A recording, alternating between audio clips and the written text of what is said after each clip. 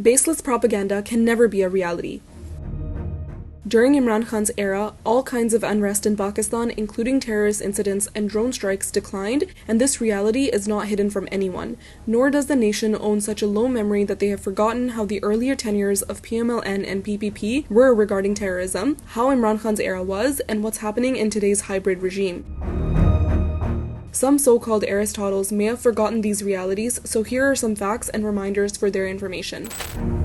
The highest deaths in terrorist incidents in Pakistan took place from 2007 to 2017, and in that decade, friendly parties PMLN and PPP were enjoying power. The fact is, due to Imran Khan's strong and independent foreign policy, terrorism in Pakistan was at its lowest during PTI's tenure. Another fact is that the highest drone strikes in Pakistan and the killings of innocent civilians in these attacks took place from 2008 to 2017, and again, in that decade, the same two parties which are allied today, PMLN and PPP, were in power.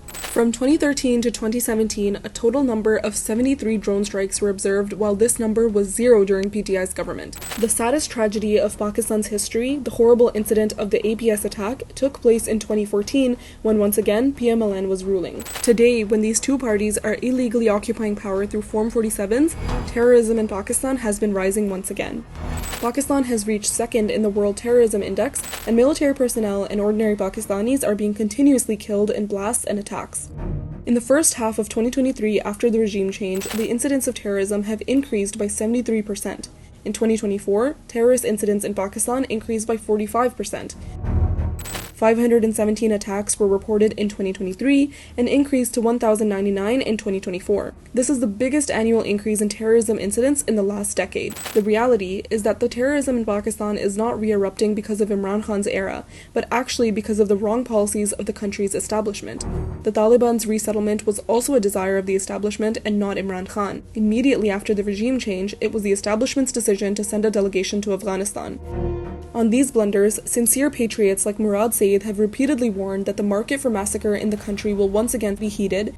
एक नया मंसूबा और वो ये है कि कहा जा रहा है कि जब बर्फबारी खत्म होगी, बर्फ पिघलेगी, तो यहाँ पे गर्मी बढ़ेगी।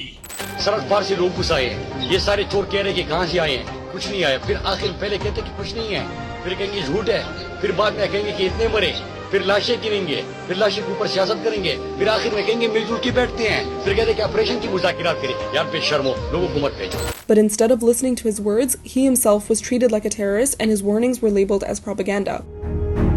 The fact is that the people of Khyber Pakhtunkhwa today are participating in the millions in peace marches standing up against military operations and are trying to protect their territories from an imposed war. But worshippers of their egos and personal desires are still engaged in propaganda and are wasting their whole energy in political revenge.